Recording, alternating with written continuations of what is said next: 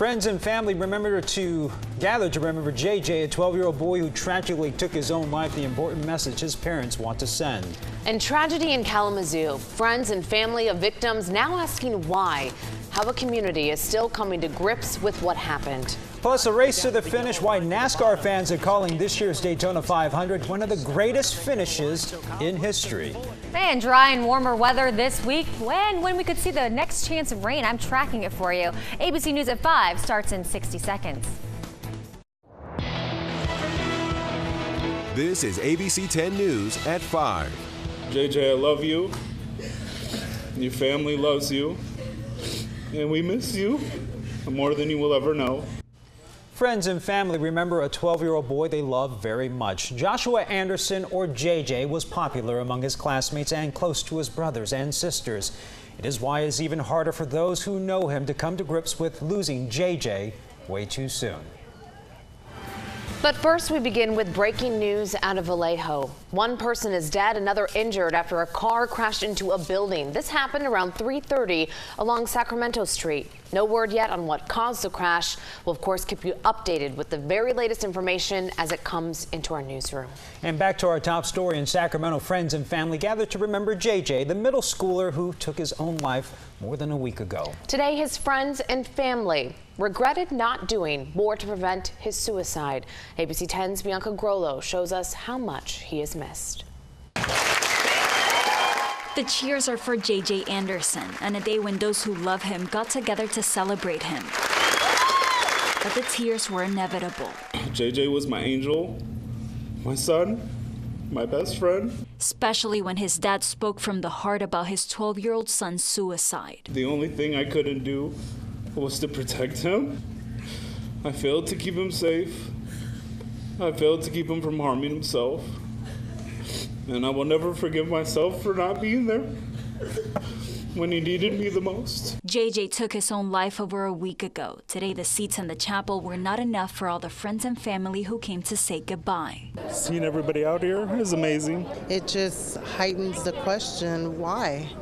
There's just too many people here for him to feel alone. His friends took turns talking about what made JJ special to them. He would make me smile, and I was like, gosh darn it, JJ, I'm supposed to be upset right now.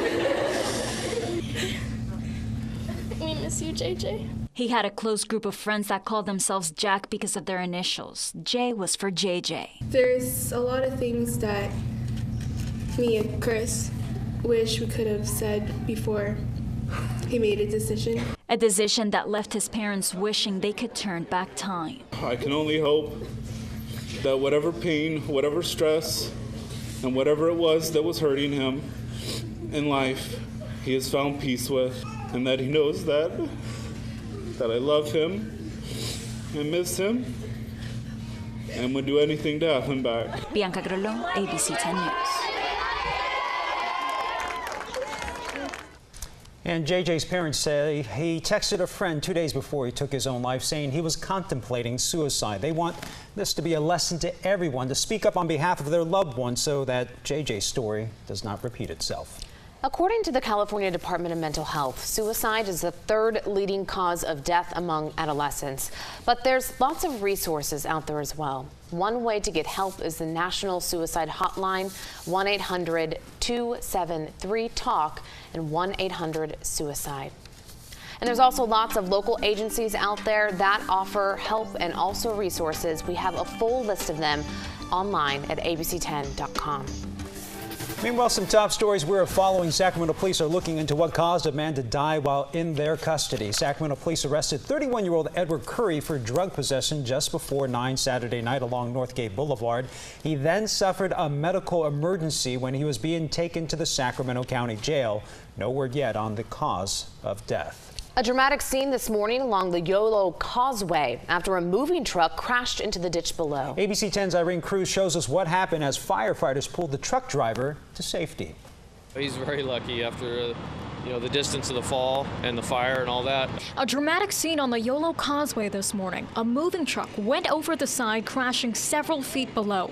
Fire officials say this all happened after 5:30 this morning when two cars crashed on eastbound I-80 near Industrial Boulevard. Then a budget rental truck hit those two cars, and that's when it went over the side of the highway, going up in flames, trapping a person inside. We could see that he was alive. We had movement. Emergency crews pulled that driver out and hoisted him up to safety. He was conscious and appeared to be talking with first responders. He's in the hospital now with moderate to major injuries. Meantime, investigators trying to piece together what happened. Alcohol and drugs don't appear to be a part of this collision. More than anything, speed and inattention at this point. The crash has shut down 2 out of 3 lanes, which were reopened about 7 this morning. Irene Cruz, ABC 10 News. Thank you, Irene. Fire officials say a butane honey oil or hash oil operation is to blame for Saturday's garage fire in Rancho Cordova. 9 people and 4 dogs had to be rescued from the flames. The 2 people are still in the hospital recovering from injuries. Authorities say a suspect has been identified in connection to that blaze.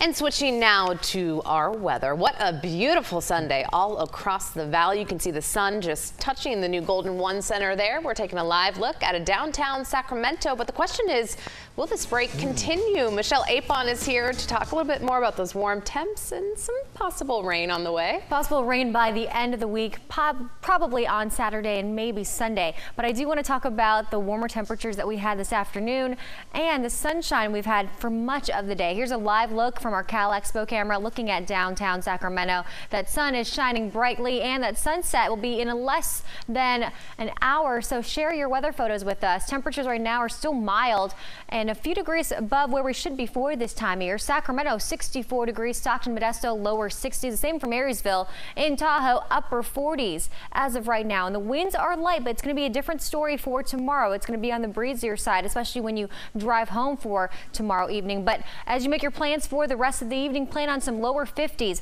by 7 o'clock. Then we'll drop into the upper 40s by 11 p.m. across the valley. Plan on some patchy fog into the overnight hours and your early morning drive. By 7 a.m. plan on some lower 40s. It could be on the cooler side, but again, those winds will gradually increase into tomorrow afternoon. And we're talking about some warmer temperatures as well, and we'll talk about that rain chance that we could expect. It's all coming up in your full forecast. Emily, back to you. Thanks, Michelle. Across America now in Kalamazoo, Michigan, it's now a question of why. Why a man would randomly open fire on city streets, killing 6 people. 4 of them women, and a father and son are now dead. One of the women, Mary Jo Nye, a 60-year-old retired high school teacher. She taught English in nearby Battle Creek, Michigan, and attended graduation ceremonies even after her retirement. And that city is still shocked over what happened. You don't ever expect something like this to happen anywhere, let alone here in Kalamazoo. This is just the most awful thing ever. Investigators don't believe anyone else was involved. They now know the gunman was a driver for Uber and may have been picking up passengers in between those shootings. In a statement, the company says our hearts and prayers are with the families of the victims of this devastating crime. And here's the timeline of this tragedy as it unfolded. The first shooting happened around 6 o'clock local time at an apartment complex. Police say a woman was shot 4 times in the parking lot there. She is in serious condition. About 4 hours later, that gunman went to a Kia dealership, shooting and killing that father and son. 15 minutes later, a third shooting was reported at a Cracker Barrel restaurant. 4 people were killed. A 14-year-old was also shot. She remains in critical condition. The suspect, who we are choosing not to name, was arrested without incident about 2.5 hours later. New details in the battle between Apple and the FBI over a mass shooter's iPhone. The county government that owned the iPhone paid for but never installed a program that would have let the FBI unlock that phone remotely. The service cost $4 a month, and the only person who knew the password was the shooter. And although it may have key evidence related to the December shootings that killed 14 people in San Bernardino, on ABC's This Week, Apple continued to defend its actions. Apple has a responsibility to maintain the trust and faith of millions of people who have depended upon Apple to produce a product that protects their privacy, their intimate personal life. This is a Pandora's box. Federal investigators are also working with San Bernardino County to reset the password for the iPhone's iCloud account. The cloud backs up files from the phone. The FBI says this does not change a court order to get Apple to unlock that iPhone. Well, it is your voice, your vote. Presidential candidates back to work, hitting the campaign trail today. And of course, it comes just hours after Nevada and South Carolina voters made their picks for president. ABC's Mary Bruce has the latest from Sin City. From victory rally. When you win, it's beautiful. To campaign rally. Are we going to win Georgia? Yeah. Donald Trump back on the trail today and flying high after his big win in South Carolina. Hey, you think you have this nomination in hand? No, not at all. But he's also getting some heat for a message he retweeted suggesting that Ted Cruz and now Marco Rubio are both ineligible to be president.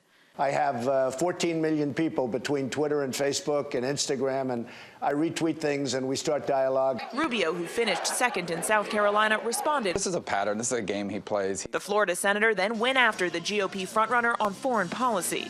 Surrounding yourself with smart people alone is not enough. While third-place finisher Ted Cruz took aim at Trump's attack strategy.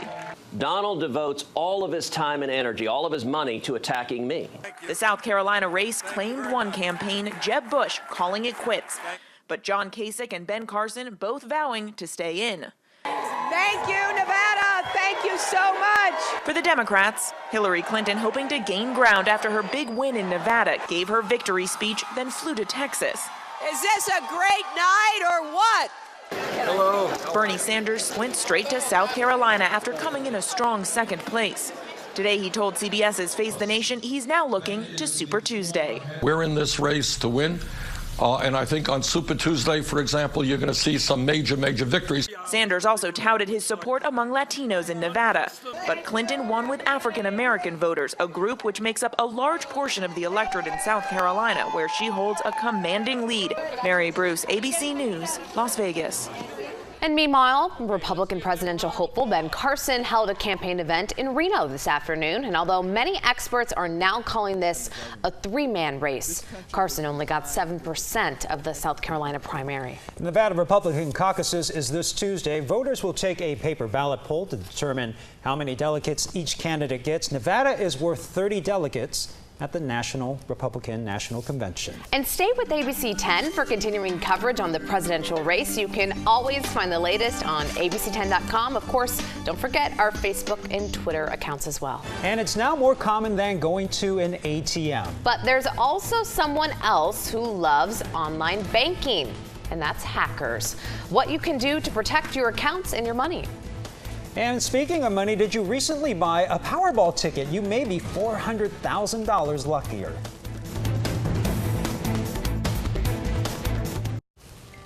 Hey, we're talking real money. More and more people are doing their banking online. According to the Federal Reserve, 3 out of every 4 Americans. But that also leaves you a bit more vulnerable to scams and even hackers. To protect yourself, ask for 2-factor identification. In addition to a username and password, you're also asking for a temporary code that will help. Plus, skip public Wi-Fi. You can't really tell who can really see your data. Also, set up reminders to change your password. You should do this every couple of months. That means avoiding using those same passwords for multiple accounts. Keep them different and, of course, unique. So just how much is the average budget for millennials? Well, according to the U.S. Bureau of Labor Statistics, well, it isn't much. The average income is nearly $55,000, but factoring things like in housing, transportation, healthcare, food, and student loans, it leaves about $423 for savings every month. If that seems small, that's about $5,000 every year. Most of that money, of course, spent on housing, where more than half of all millennials are renting. And this next story would make your bank account very happy. One Powerball ticket holder is very, very lucky. Lottery officials believe the winning ticket was sold at a Circle K in South Natomas. That prize, more than $400,000. The winning numbers are 11, 12, 15, 16, and 54, missing only that Powerball number of 25. And that would have netted them $212 million. Now, if you're out there, if it's you, you have 6 months to claim that money. $400,000 is not bad. Not bad at all. I'd be happy with it. And a race to the finish like unlike any other. Highlights from the Daytona 500 and why today is being considered one of the greatest finishes of all time. We'll show you. And warm and windy for tomorrow. You know, one area will get some rain. It's all coming up on your work week forecast. Welcome back in the high country. Take a look at it. Traffic along both Interstate 80 and Highway 50 as those skiers head back to the valley. We'll see more of this white stuff later on in the week, possibly, as we check in with Michelle and the weathercast. Possibly some rain and changes on the way, right? Probably by the weekend, but we've seen dry weather for much of the weekend, and we're going to expect some dry weather for a good part of the week. I want to show you this really adorable photo. A sunny day snowshoeing. This is wicked. This is actually submitted by our digital producer. She's actually snowshoeing in Lake Sabrina in Aspendale, California. And if you want to share your photos, email us at weatherforce@abc10.com or use the hashtag you see on screen, WXForce10 on Twitter or on Instagram. Here's a live look in Stockton. Mostly sunny skies with some lower 60s in that area with calm winds. Here's what it looks like from our tower camera looking at downtown Sacramento. A layer of clouds out there, but still on that mild side, mid 60s in Sacramento. And a weak system is actually brushing off to the north of California, bringing in some showers to the Pacific Northwest. High pressure right behind it, so we are going to expect some dry weather. But you can see that we have those light showers from Eureka to Redding, even Fort Bragg. All we're getting along with that is just a little bit of cloud cover, and then we'll have some clearing skies overnight tonight. And you could also expect some fog on your morning commute, so patchy fog may be possible, especially across the valley and areas off into Stockton and Modesto and farther south that could be dense. And it will be breezy by tomorrow afternoon, but we'll have a lot of sunshine out there. But keep in mind, it will be breezy with those winds from the north and northwest, so it may affect your drive, especially if you are traveling on east and west roadways. It may be difficult at times, so hold firmly onto that steering wheel. So clear skies will continue for a good part of the week, and then we'll have our next rain chance move in probably on Saturday. So we could see some rain, maybe even some light snow at the higher elevations on Saturday, and then we could possibly see some rain chances move back in on Monday, Tuesday, and maybe Wednesday. But we're going to continue to keep our eye on that as of right now. Mid 60s across much of the area. South Lake Tahoe 48 degrees. And as you make your plans for the area tomorrow, plan on some mid 60s by tomorrow afternoon across the foothills. Lower 50s across Truckee and South Lake Tahoe. Dry for much of the week for the next 5 days if you are heading to the Sierra.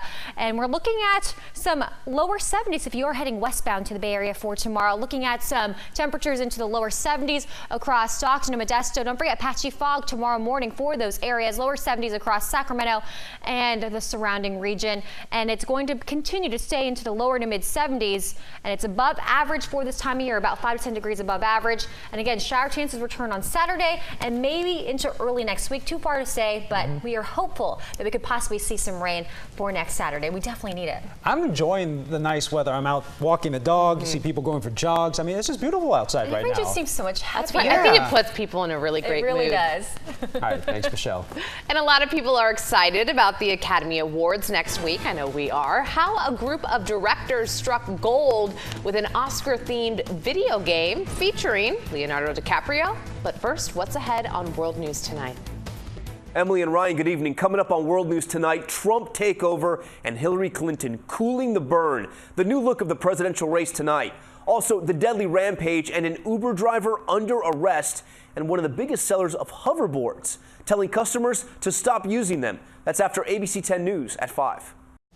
Well, Disneyland is 60 years old, and Disney is celebrating in a big way, and you can see it right here on ABC 10. Tonight from 8 to 10, a huge event, including a performance of Frozen's Let It Go. You'll also see Han Solo himself, Harrison Ford giving a preview of Star Wars, the theme park plans. Again, that's from 8 to 10.